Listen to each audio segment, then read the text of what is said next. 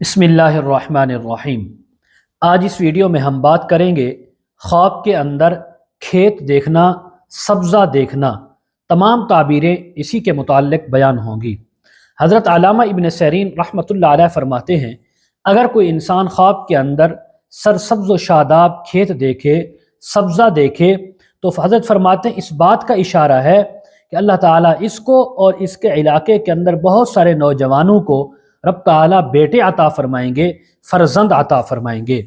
حضرت فرماتے ہیں اگر کوئی انسان خواب کے اندر دیکھے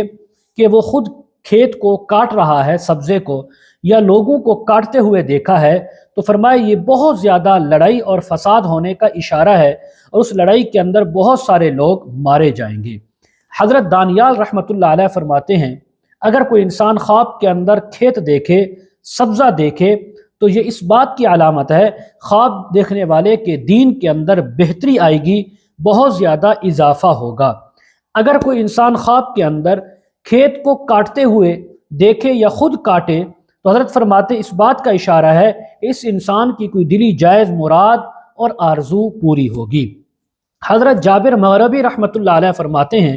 اگر کوئی انسان خواب کے اندر کھیت دیکھے یا کھیت کو کاٹے تو فرماتے ہیں یہ لڑائی اور جھگڑے پر اشارہ ہے۔ بعض اہل تعبیر نے یہ بھی بیان فرمایا ہے کہ اگر کوئی انسان خواب کے اندر کھیت کو کاٹے یا کٹتا ہوا دیکھے تو یہ لڑائی جھگڑا تو ہوگا، لیکن اس لڑائی جھگڑے کے اندر اللہ تعالیٰ اس کو فتح عطا فرمائیں گے۔